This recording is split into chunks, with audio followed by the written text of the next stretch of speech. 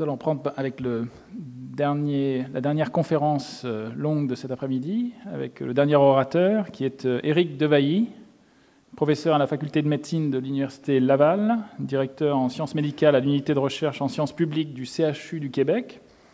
Il a fait son diplôme de docteur de médecine à l'Université de Lille en 1982 et un doctorat en toxicologie en 1990. Éric Devailly est un spécialiste de l'impact des océans sur la santé humaine, notamment la santé des Inuits. Et il va nous parler des risques et bénéfices de l'alimentation traditionnelle inuite. Et merci Marcel Babin et Édouard Barre pour avoir organisé tout ça et nous avoir invités. Et merci à vos équipes respectives et au chef d'avoir fait la petite bouchée à la crème qui était très bonne. Bon, suite aux discussions, je sais que les sciences de la santé, c'est pas très important dans cette salle. Alors, je vais essayer je ne savais pas trop sur quoi faire porter la conférence, et finalement, avec Marcel et Édouard, on en est venu à l'idée qu'on pourrait peut-être faire une petite concentration sur des choses qui pourraient peut-être vous allumer, parce qu'on est quand même à la fin du marathon, et donc on essaye de parler de choses qui peuvent vous intéresser. Alors, plan assez classique, mais je voulais quand même donner quelques petites... je vais surtout parler des Inuits nord-américains, et avec quelques exemples qui sont plus au Nunavik, parce que, étant médecin de santé publique au Québec, c'est la région dans laquelle je travaille le plus, mais je travaille également au Groenland et dans le reste de l'Arctique canadien. Alors, quelques données sur l'état de santé des Inuits, pour un petit peu... fixer les choses. Et on va tout de suite parler des déterminants alimentaires, à la fois les choses intéressantes et moins intéressantes, les interventions qui ont été faites, et puis quelques éléments de prospective. Mais avant... alors là, c'est toujours un peu angoissant. D'habitude, ça marche. Voilà. La flèche est là. On va laisser la parole au maire de Povoniktuk pendant 40 secondes, je pense. Elle est partie, là, la flèche. Voilà. Yes, we harvest beluga, fish, caribou, seal, and most migratory birds. Inuit food, they're very healthy for the body because it has all of the good nutrients in it.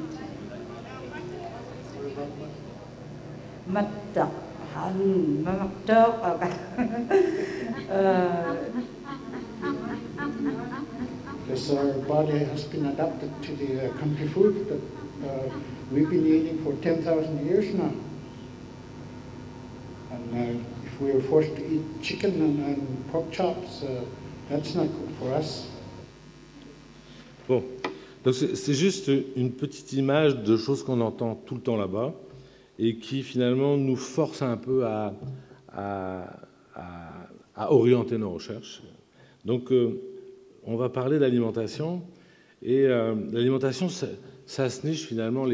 On a l'habitude de parler de populations en transition épidémiologique. C'est essentiellement les populations qui ont moins de maladies infectieuses et qui voient arriver les maladies chroniques. Et on voit ça partout dans le monde, les populations éloignées étant les dernières à faire ça, et les Inuits font partie de ça.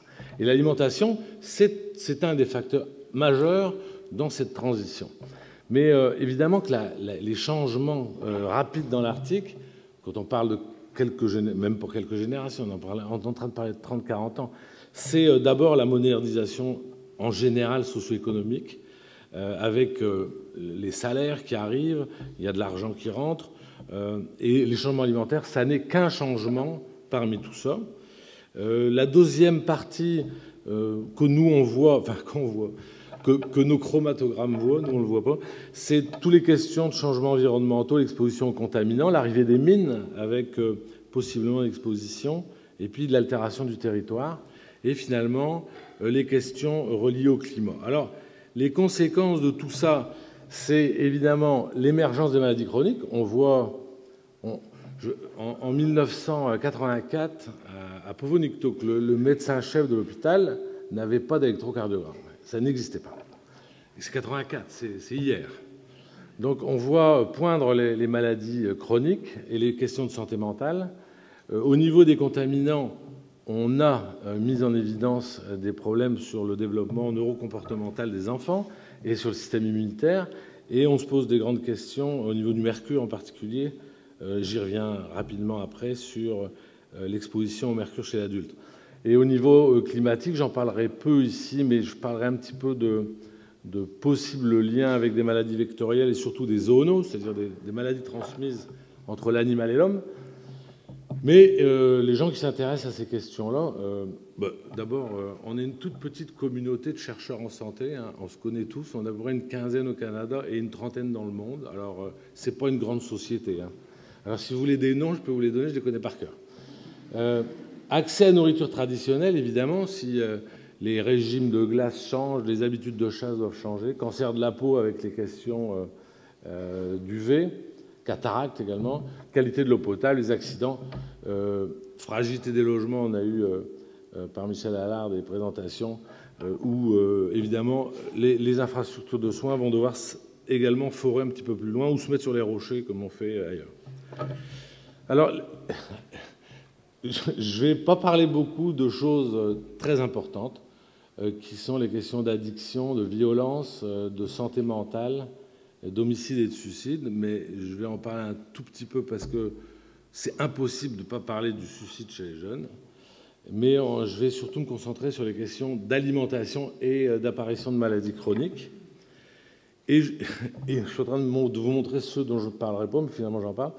Réémergence de la tuberculose, qui est un problème important. Il y a actuellement un village au Nunavik qui a un taux d'infestation de 80%. Et 80% de gens qui ont une tuberculose, que je pourrais dire passive, mais 40% tuberculose active. C'est un village qui est proche d'être fermé. Et alors, les infectiologues s'énervent parce qu'ils vont trouver une souche extrêmement infectieuse. Mais il y a d'autres personnes qui pensent que ça pourrait être dû aussi à la promiscuité dans les logements, etc. Non, il y a des facteurs beaucoup plus sociaux. Donc, pour revenir au suicide, ce qui m'a frappé d'abord, c'est quand on va dans les villages, c'est un sujet permanent parce que c'est intolérable d'avoir des jeunes et vous voyez des taux à 250 pour 100 000. Alors 25 pour 10 000, c'est un enfant sur 40, quoi. C'est énorme. Vous voyez, le pic d'âge, c'est vraiment 15-24, surtout des garçons. Et vous voyez, bon, des comparaisons avec d'autres pays, mais on retrouve dans l'article en général ce schéma-là. Au point que si vous regardez les courbes démographiques, vous voyez une encoche. Vous la voyez, vraiment, comme s'il y avait une guerre. Vous voyez une encoche. Donc c'est un problème majeur. Il y a des villages où on décide de ne plus faire d'enterrement parce que le conseil de ville a décidé que c'était inacceptable, on ne tolérait plus ça. Bon. Il y a le mouvement des jeunes Inuits qui est très actif là-dessus. Je suis assez optimiste. On a l'impression quelquefois que ça ne prend pas grand-chose, hein, que des fois ça prend un petit truc. Et là, on a l'impression que les jeunes Inuits sont en train de se reprendre en main. Il y a des jeunes qui sont très dynamiques et il y a des vieux là, qui m'ont dit que ça baissait en ce moment. Alors, évidemment, les chiffres, on ne peut pas encore voir ça, mais disons qu'on touche du bois pour que ça soit la vraie. Alors, on revient à nos aliments. Actuellement, l'alimentation traditionnelle représente entre 15 et 30% des calories. Évidemment, chez les jeunes, ça va plutôt être du côté de 15, et chez les personnes plus âgées, du côté de 40. En même temps, c'est pas je mange ou je mange pas, tout est mélangé. C'est la pizza au caribou, c'est le ketchup mélangé à des herbes locales. Alors, c'est compliqué, ce qui fait qu'on fait des enquêtes alimentaires, c'est un petit peu compliqué. Et il y a des choses qu'on pense, on peut dire que la bannique qui est faite à partir d'une farine de blé blanc, c'est quelque chose et qui est cuit dans du lard frit, c'est de l'importation, mais qui date des missionnaires. Donc, mais c'est considéré comme de l'alimentation traditionnelle. Donc c'est compliqué. Ce qui est sûr, c'est qu'on voit des choses dans les épiceries qui changent beaucoup. Et ça, c'est juste pour vous donner une idée d'une petite enquête qu'on a fait. On a mesuré les gras trans. Alors les gras trans, c'est l'horreur. C'est les graisses qui sont hydrogénées pour qu'elles puissent rester sur les tablettes des épiceries dans le Nord pendant 1 an sans que ça fasse rien. Donc ces gras trans qui sont réglementés dans plusieurs pays, et en particulier au Danemark. Ce qui fait que dans le sang des gens, on voyait entre le Nunavik et le Groenland une énorme différence. Vous voyez, la population du Groenland, quel que soit l'âge d'ailleurs, avait des niveaux à 0,40. 0,40, c'est un peu incompressible, alors que chez les Inuits du Nunavik, on allait jusqu'à 1,4, donc qui est dû à toutes les cochonneries que les jeunes peuvent manger. Et c'est très intéressant parce que le gouvernement canadien a posé ses règlements, ses lois, qui étaient d'ailleurs beaucoup plus incitatifs que réglementaires. Et les derniers dosages qu'on a fait chez les femmes enceintes montrent qu'on est à 0,40. Alors ça s'est réglé finalement un petit peu tout seul parce que l'industrie, dans ce cas-là, a décidé pour des raisons d'allégation et de commerce de diminuer beaucoup les gras trans. Il reste que c'est un exemple. Par exemple, il n'y a pas de Coca Light dans le Nord parce que la durée de péremption est de 6 mois. Et le bateau, il arrive avec son stock tous les ans. Alors, il y a des trucs, des fois, ça ne tient pas à grand-chose de la santé publique. Alors, vous voyez, par exemple, les consommations de boissons sucrées selon les groupes d'âge. Alors, vous voyez que tout est dirigé vers les jeunes, et ça n'est que les jeunes qui boivent ça, mais on a des moyennes de 2 canettes par jour. Donc vous savez qu'il y a, je ne sais pas, 35-40 grammes dans chaque canette, il y a 4 cuillères à soupe, quoi. Donc c'est 2 fois ça. Il y a, donc une concentration très importante, consommation très importante de cochonneries qui continue. Et il y a on parlera après de ce qui est fait contre ça, mais c'est des modifications qui sont faites à l'intérieur de 10 ans, 15 ans. Bon, les conséquences de ça, c'est évidemment, la première chose, c'est le poids. Et vous voyez que, bon, c'est peut-être pas facile à lire, ce truc, mais ce qu'on voit ici, c'est pas tellement qu'il y a beaucoup plus de gens de poids normal ni d'obèses, mais c'est surtout que les gens qui étaient en surpoids sont devenus obèses. Donc c'est un glissement de gens qui étaient un peu limite, on va dire, vers le statut d'obésité. Et c'est ça qui arrive. La deuxième chose très importante, et qu'on va retrouver dans plein de peuples autochtones, c'est la situation des femmes. Et les femmes sont actuellement dans une situation alimentaire et, je dirais, cardiovasculaire pire que les hommes, ce qui n'existe pas du tout dans les pays développés. Parce qu'habituellement, elles sont protégées de plein d'hormones et tout ça, mais les femmes autochtones sont vraiment, elles payent les pots cassés là, de ces changements-là. Bon, alors, il ne faut pas être que négatif, il y a encore des choses qui sont intéressantes. Par exemple, on a ici la tension artérielle parmi plein de pays et de régions dans le monde. C'est une des tensions artérielles les plus basses au monde. Vous voyez l'Alaska ici et le Groenland là. On ne sait pas très bien pourquoi, mais en tout cas, la tension artérielle, on ne voit très peu d'hypertendus au Nunavik. Et bizarrement, il y a énormément d'accidents vasculaires cérébraux qui sont habituellement dus à l'hypertension. Alors, on ne comprend vraiment pas ce qui se passe. Je suis en train de vous expliquer que c'est passionnant de travailler. Là, il y a plein de choses qu'on ne comprend pas. La deuxième chose qu'on ne comprend pas, c'est que malgré l'obésité, si on prend des paramètres d'obésité qui sont ici le tour de taille, chez les hommes comme chez les femmes, si on compare les Euro-Canadiens, c'est-à-dire les Blancs, on va dire, avec les Inuits, à un niveau d'obésité identique, les triglycérides, qui est une chose pas bonne, que votre docteur il dit c'est pas bon, c'est le gras dans le sang, en fait, plus on est gros finalement et plus on a des problèmes de triglycérides, mais les Inuits ont l'air de résister à ça.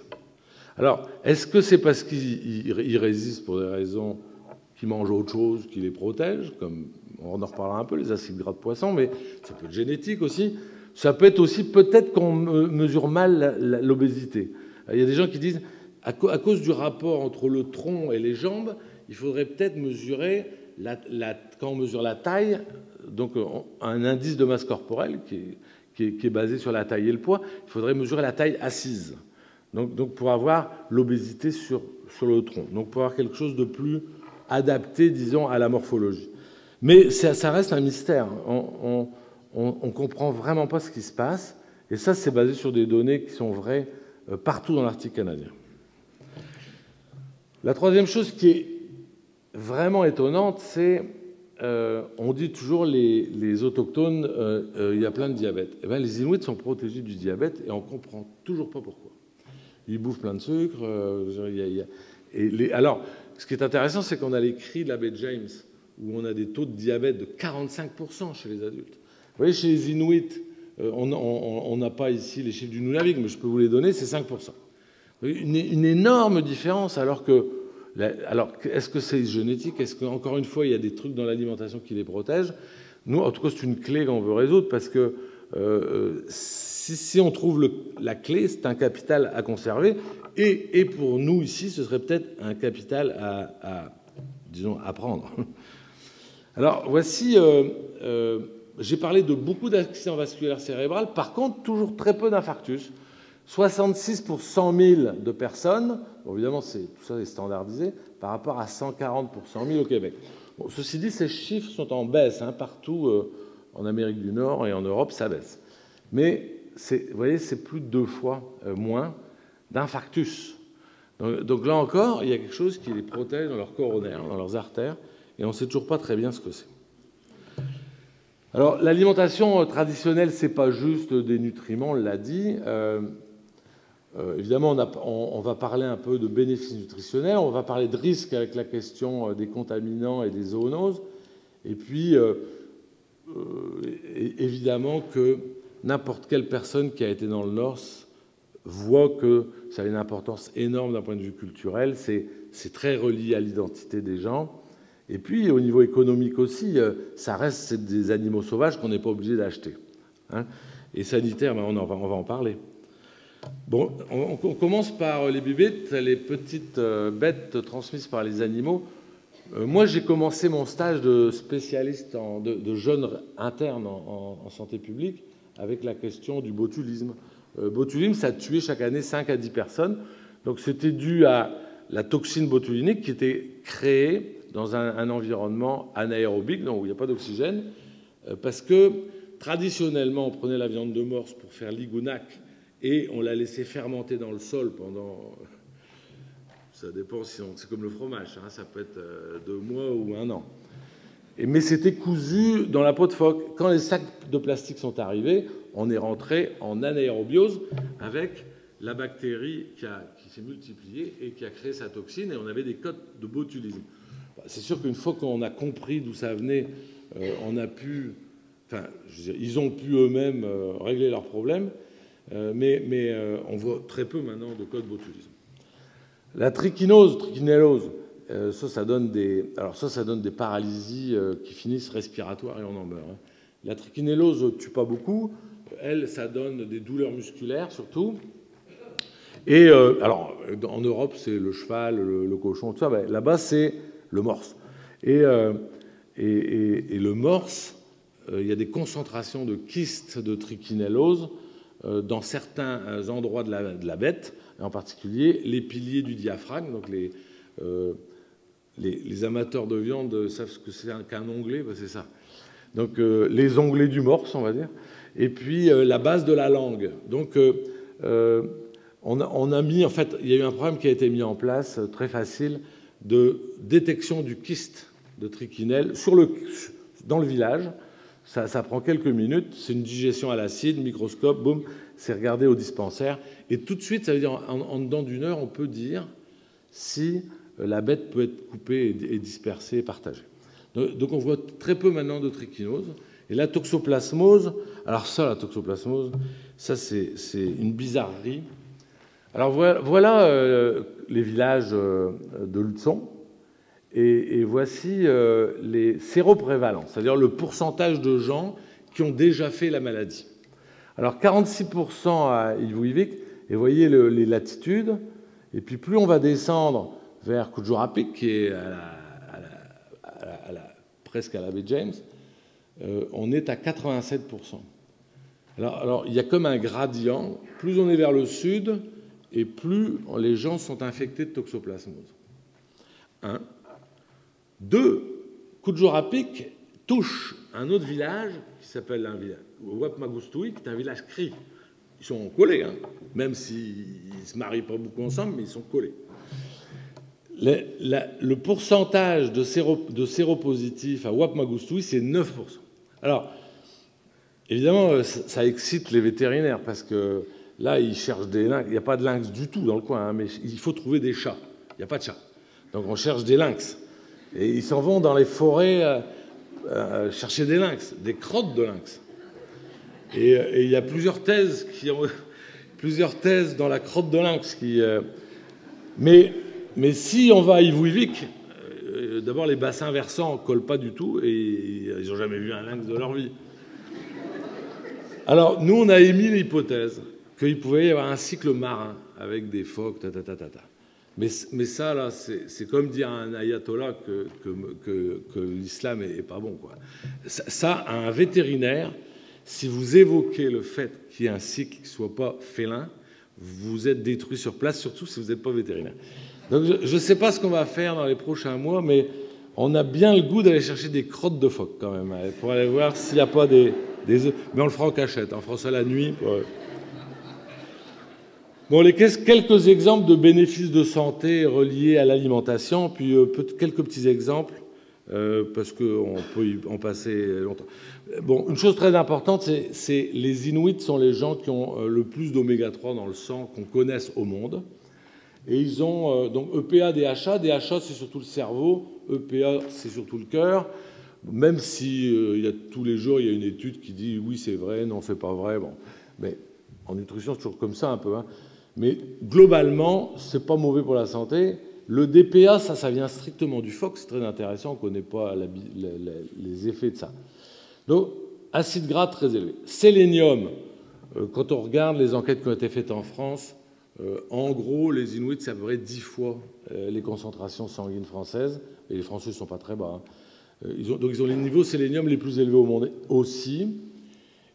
La vitamine A, ils avaient l'habitude d'avoir des niveaux très élevés. D'ailleurs, les explorateurs faisaient des intoxications à la vitamine A en mangeant du foie d'ours polaire. Mais ça a baissé beaucoup parce que la consommation des abats a baissé. Alors, quand on parle de diabète ou de maladie cardiaque et qu'on veut réduire ça à des huiles de poisson, faire attention parce que les protéines de poisson aussi ont des propriétés biologiques très intéressantes. Puis en plus, manger du poisson, ça évite de manger du cochon. Alors c'est peut-être aussi ça qui fait que... Bon. Et il y a une autre chose qui nous intéresse beaucoup et qui intéresse d'autres personnes, c'est la question des baies sauvages qui sont mangées en quantité industrielle l'été jusqu'au début de l'automne et qui contiennent toutes sortes de bonnes choses qu'on a aussi dans le vin rouge. Mais je dis ça pour les Français, quoi. Mais ceux qui ne veulent pas boire de vin, ils peuvent manger des baies sauvages. Et puis, il y a aussi des choses très intéressantes, par exemple, dans la... alors, en France, on ne dit pas les canneberges, on dit les cranberries. Ouais, c'est ça. Une madame qui a une infection urinaire, on lui dit qu'il faut prendre du jus de cranberry ou des pilules.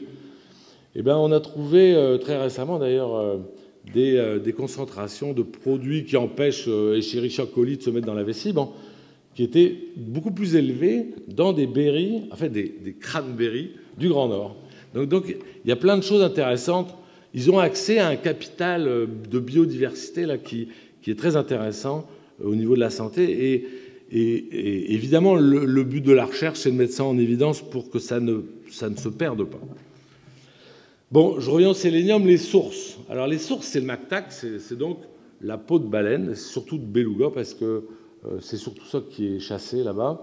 Donc, vous voyez, le mactac, 76% des apports en sélénium. Le sélénium contient jusqu'à 7 ppm de sélénium, c'est très léger. Alors ça, je vous demande de me croire, parce que c'est un machin qui vient d'un labo. On leur a envoyé un échantillon de foie de beluga du Groenland et on leur a dit, trouvez-nous des granules de sélénure de mercure. Et ça, c'est un cristal de sélénure de mercure, vous devez me croire. Et pourquoi c'est intéressant, c'est que le sélénium pourrait aussi détoxifier chez l'animal et peut-être chez l'homme la toxicité du mercure. Donc très intéressant, le sélénium, d'une part comme antitoxique, mais aussi, de plus en plus on parle d'action contre le cancer de la prostate.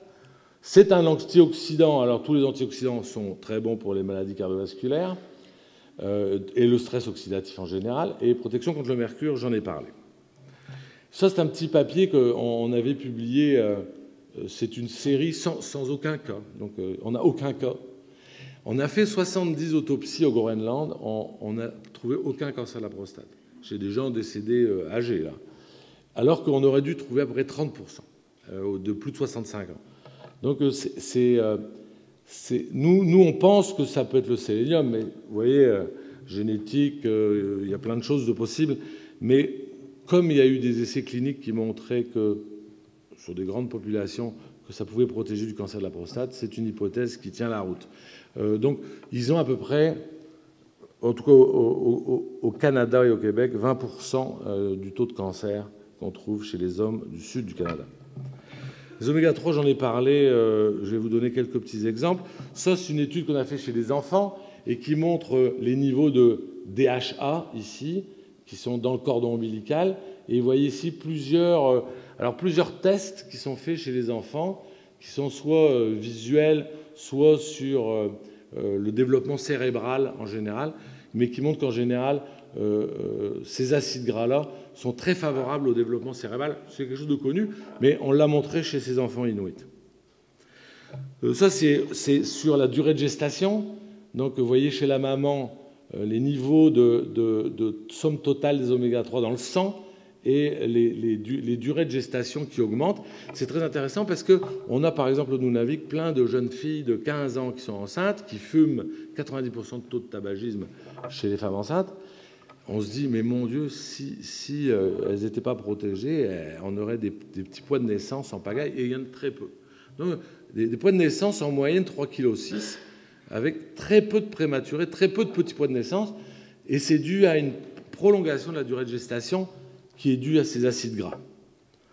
Et puis finalement, alors un peu plus discutable, mais ça c'est une étude où on a regardé les acides gras dans les membranes, avec de plus en plus, et les niveaux de dépression chez la femme, parce que chez l'homme, ça pourrait rien de marcher.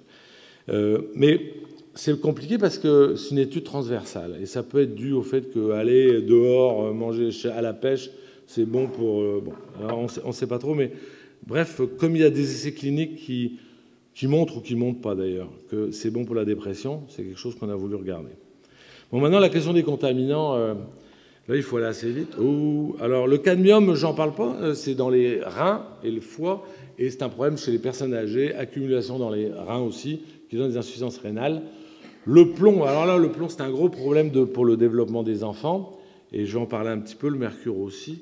Et les polluants organiques, c'est DDT, PCB et tout ça. Bon, le plomb, je viens d'en parler, ça va. Le cycle du mercure, c'est bon. Les sources d'exposition au mercure, c'est la consommation de la viande de beluga, qu'elle soit fraîche ou qu'elle soit sèche, comme le nikou qui permet d'être conservé longtemps. Et quand on regarde, alors le mercure, c'est surtout un problème d'exposition prénatale pendant la grossesse. Et nous, ce qu'on a trouvé, c'est des questions sur l'attention du poupon, là, quand il a quelques mois. On est capable de mesurer son attention, et qui était très reliée au mercure. La même chose qui avait été trouvée aux îles Féroé, d'ailleurs, où eux, ils sont exposés par la consommation de globicéphale. Alors ça, c'est le drame de ma vie. Ça, c'est 86. Voici un chromatogramme d'une femme du sud du Québec, et voici le chromatogramme en 86 d'une femme inuite. Chaque pic est un composé organique halogéné, c'est-à-dire un DDT ou un truc comme ça. Et nous, on a mis quand même une semaine à s'apercevoir que ce n'était pas une contamination du labo, parce qu'on n'y croyait absolument pas. Et quelques années plus tard, je suis encore en train de travailler sur ces questions-là, parce qu'il y a des nouveaux produits qui arrivent tout le temps. Mais chaque produit représente un pic d'un produit chimique. Et donc, les Inuits étaient les gens ils sont encore les gens les plus exposés à ces contaminants-là sur la Terre. Ce qui est complètement incroyable quand on y pense. Ils sont loin de toutes les sources. Donc, au tout début, la grosse question qui s'est posée, c'est l'allaitement qui s'est posé. Mais on ne pouvait pas toucher à ça parce que c'est une pierre angulaire de la santé publique. Si vous touchez à l'allaitement, vous mettez tout par terre. Alors, ces contaminants-là, ils s'accumulent dans les graisses, non, pas dans la viande, mais dans les graisses des animaux et dans la graisse des prédateurs. Donc, ils vont s'accumuler au cours des années des belugas, surtout, ou des baleines ou des phoques. Et puis, évidemment, les organismes piscivores vont en avoir beaucoup plus que les autres. Et l'exposition, vous voyez que c'est le gros de mammifères marins, 90% de la dose est reliée à ça. Alors les effets sur la santé des POP, c'est encore une fois surtout l'exposition prénatale. Et je dirais, si vous retenez système immunitaire et développement neurocomportemental des enfants, c'est ça qui est le plus important dans toutes les études internationales. Les conclusions d'une cohorte d'enfants, de bébés, qui est en cours, on est en train de faire les 18 ans des enfants, c'est, je pourrais pas faire tout ça, mais c'est, en fait, on s'aperçoit que le mercure, le plomb et les PCB travaillent sur des domaines différents du système nerveux. Donc, ce qu'on a appris en 20 ans de recherche, c'est d'où viennent tous ces contaminants et d'où viennent tous ces nutriments et qu'est-ce qu'ils font sur la santé, essentiellement. Ce qui fait qu'on a voulu passer quand même aux interventions. Bon, grâce aux isotopes, on a pu mettre en évidence que les niveaux élevés de plomb étaient dus à la grenaille de plomb, le plomb de chasse. Donc, ce n'était pas dû au plomb du lichen là, que le caribou il mange, mais c'était vraiment dû au plomb de chasse. C'est donc un plomb mexicain, parce que les cartouches, c'est fait au Mexique. Et en 98, on a mis en place le bannissement de la cartouche de plomb, donc de plomb de chasse. Vous voyez la baisse, aujourd'hui on est à 0,06, ça a baissé continuellement les plombs émis au cordon ombilical des enfants. C'est une première intervention qui a été faite suite aux recherches. Une deuxième qui est en cours, c'est la distribution d'Arctic char, qui est un saumon, pour diminuer le mercure, surtout, parce qu'on distribue ça aux femmes enceintes, 1 par semaine, c'est quand même des grosses bêtes. C'est un poisson qui a très peu de contaminants et qui a tous les nutriments du monde. Donc ça, c'est un programme d'intervention auprès des femmes enceintes. Je dirais qu'au niveau des POPs, c'est la Convention de Stockholm, où je pense que nos travaux ont alimenté la signature de cette convention qui bannit la plupart de ces polluants, sauf le DDT, parce qu'on a laissé 25 ans pour la malaria quand même, mais la plupart de ces polluants sont interdits de production et d'utilisation. Et on voit très nettement, dans le sang maternel, année après année, vous voyez ça c'est les PCB qui diminuent, vous voyez l'hexachlorobenzène et le DDT.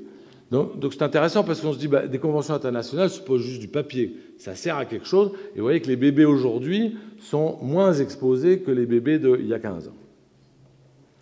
Sauf qu'il y a les nouveaux produits, alors ça c'est les retardeurs de flamme que vous trouvez dans tous vos matériels électroniques pour pas que ça brûle. Si vous mettez un briquet en dessous de l'ordinateur, il va pas flamber.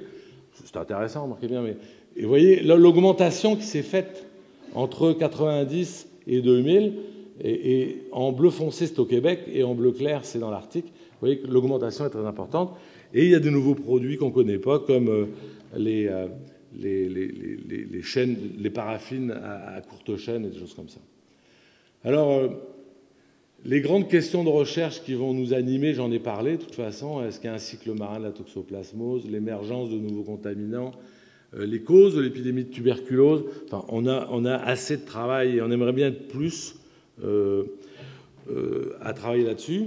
On a des défis, c'est la conclusion, on a des défis sur la recherche plus participative au niveau des Inuits, c'est-à-dire il y a un mouvement au Canada qui est de 2 yeux pour regarder la même chose. Donc c'est pas si facile que ça de partager des savoirs ensemble, et les anthropologues sont très importants d'ailleurs pour ça. On n'a pas de chercheurs inuits, et tant qu'on n'aura pas de chercheurs inuits, on n'aura pas vraiment une recherche adaptée aux Inuits. Donc il faut militer et travailler pour une formation au niveau secondaire et universitaire à un moment donné, et avoir des éléments de campus là-haut. Je dis toujours, quand on fait des enquêtes, on fait des photos. C'est-à-dire on passe une année avec le bateau, et puis 15 ans plus tard, on repasse avec le bateau.